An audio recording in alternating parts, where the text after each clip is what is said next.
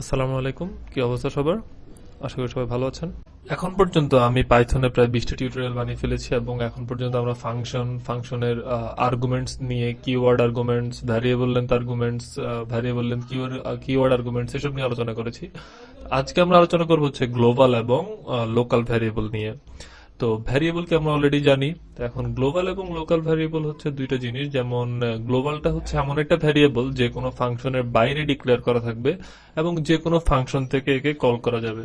যেমন ডেফ আমি যদি ফাংশন 2 দেই এবং এখান থেকেও যদি আমি আমার এটাকে প্রিন্ট করতে চাই, প্রিন্ট এ, তাহলে কিন্তু আমার দুইটা জায়গা থেকে আমার কিন্তু এ প্রিন্ট হবে এবং আমার কোনো সমস্যা দেখাবে না, আমাকে কিন্তু সে কোনো এররের কথা বলবে না। সে এটা পসিবল যে দুইবার সে 4 প্রিন্ট করে দিয়েছে। কিন্তু লোকাল ভ্যারিয়েবল হচ্ছে আমরা কেবলমাত্র নির্দিষ্ট একটা ক্লাসের ভেতরে ডিক্লেয়ার করি এবং সেই ক্লাসের মধ্যেই এর সীমাবদ্ধতা থাকে। যেমন b ইজ ইকুয়াল টু 5, এখানে আমি প্রিন্ট বি, এখানে বি বি করতে পারবো, কিন্তু আমি যদি এখানে প্রিন্ট বি করতে যাই সে বলবে যে না, এখানে তো বি নামে তো কেউ নাই, বি ইজ নট ডিফাইন্ড। হ্যাঁ, এখানে বি ইজ নট ডিফাইন্ড, ঠিক আছে। ফাংশন 2 তে এসে বলবে যে বি ইজ নট ডিফাইন্ড। প্রথমে এখানে 4 প্রিন্ট করে দিছে, সরি 5 প্রিন্ট করে দিছে এটার জন্য, এই কলের জন্য এটা প্রিন্ট করে দিছে। দ্বিতীয় লাইনে এসে যখন একে কল করছি তখন এসে বলতেছে যে না, এটা তো সম্ভব না, বি ইজ নট ডিফাইন্ড। তার মানে এখানে এ অ্যাক্সেস করতে পারছে কেন? এটা হচ্ছে এ ফাংশন এবং এ ফাংশন দুইটা ফাংশনের বাইরে এবং এটাতে গ্লোবাল ভ্যারিয়েবল, এর উপরে এরকে নিয়ে কাজ করার সবার অধিকার আছে, যে কোনো ফাংশনের অধিকার আছে।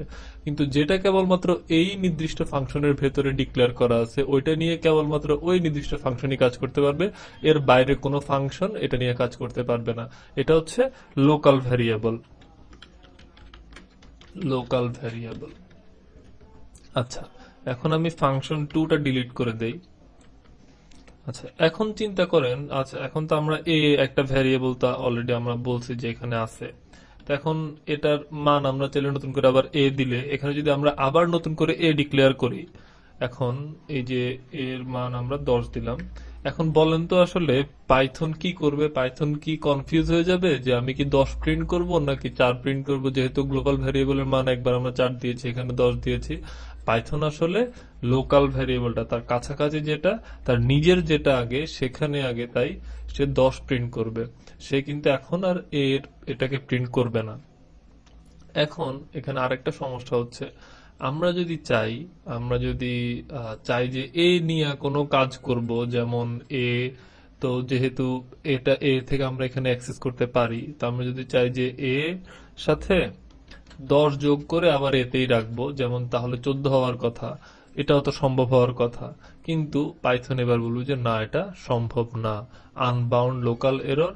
কারণ হচ্ছে যে এই রেফারেন্সটা, এটা এর আগেই রেফারেন্স, নতুন করে রেফারেন্স করার আগেই অ্যাসাইনমেন্ট করা হয়ে গেছে। এ কোন কাকে রেফার করতেছে সেটা বোঝার আগেই তার মধ্যে কিছু ভ্যালু রেখে দেওয়া হয়েছে। তাই আমরা পাইথনকে আগে বলতে হবে যে তুমি আসলে কোন ভ্যালুটাকে রেফার করবা।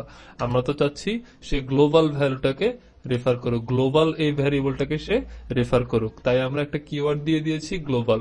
এই গ্লোবাল এই কিওয়ার্ডটা দিয়ে কি বুঝাইতেছি আমরা? যে আমরা যে গ্লোবাল ভ্যারিয়েবলটা ডিক্লেয়ার করে আসছি সেই ভ্যারিয়েবলটাকে তুমি রেফার করো এই কাজের জন্য। 14,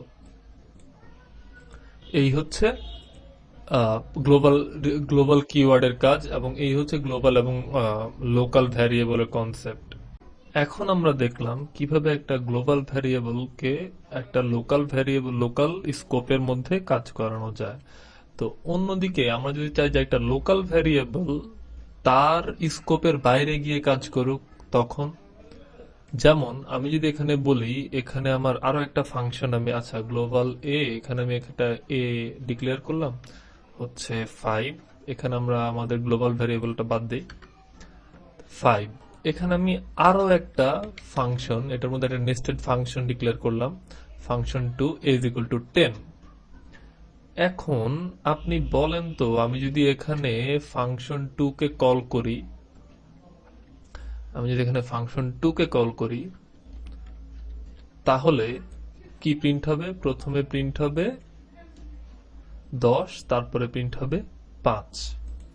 আমি যদি চাই এখানেও 10ই প্রিন্ট হোক, তখন আমি কি করতে হবে? কারণ এখানে দেখেন এই এর যে মান 10, সেটা শুধুমাত্র ফাংশন টু স্কোপের মধ্যে কাজ করবে, এর বাইরে না।